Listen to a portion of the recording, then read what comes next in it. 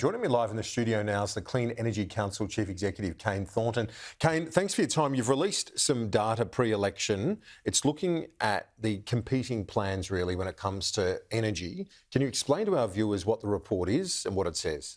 Yeah, we think this is a really important piece of analysis. It's commissioned from Jacobs, who are world leaders in this sort of market modelling. And what we want to do is take a look at the two alternatives. So one is continue the path, continue to deploy renewable energy into the energy system. What happens to power prices versus if we stop renewable energy, we wait 20 years for nuclear power and we have to sweat out and use our old coal and more gas. And the result of that modelling shows that under that second scenario, power prices in 2030 would be $450 more expensive for the average household. And where do you land at that number? So we know what the government's target is, 82.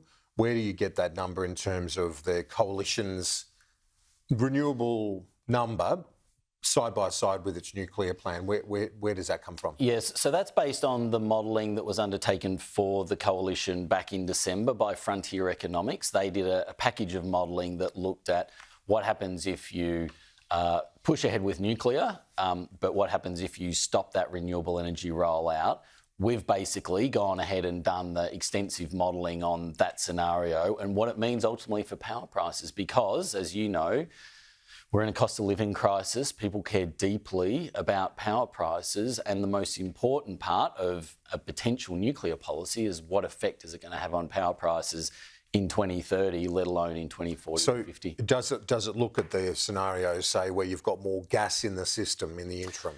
That's basically it, isn't it? Because that's the transition fuel, as it's called. Yeah, well, there's two things that happens. If you stop renewables and wait for nuclear, what would need to... But they're not saying they want to stop it, they're sort of slowing it, aren't they? Well, the analysis shows essentially what they've backed in is stopping renewables at 54% of our energy mix. Today we're in the mid-40s. In about 2 years we'll be at 54%. So it's a pretty abrupt halting to the deployment of renewables. And in that scenario, you would be gambling on two things. One is that our old coal-fired generators could continue to operate. Now, these generators are really old. Over the next 10 years, 90% of them are going to close. Whether you believe in climate change, whether you want them to continue or not, you can't stop physics. These things are going to phase out.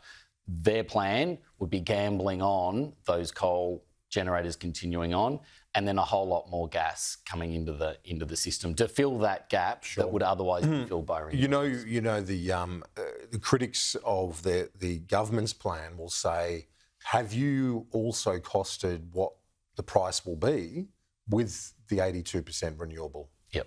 Yes. So do we know what we know what the price is for the coalition one?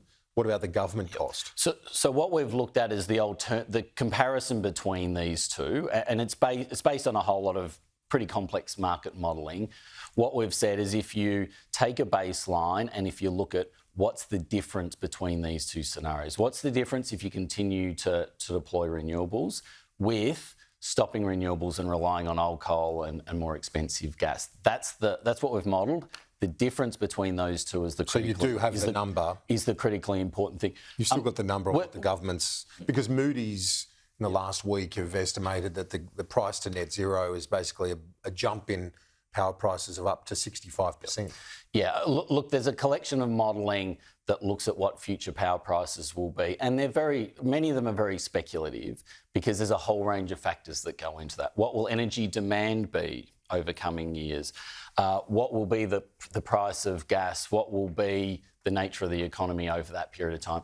We wanted to exclude a lot of that noise, if you like, important, but we wanted to exclude that and just say there's two alternative pathways. What's the difference when you level out all of that noise between those two pathways? And it's $450 for the average house if we stall renewables and wait 20 years for nuclear. Clean Energy Council Chief Kane Thornton, appreciate your time. Thanks very much.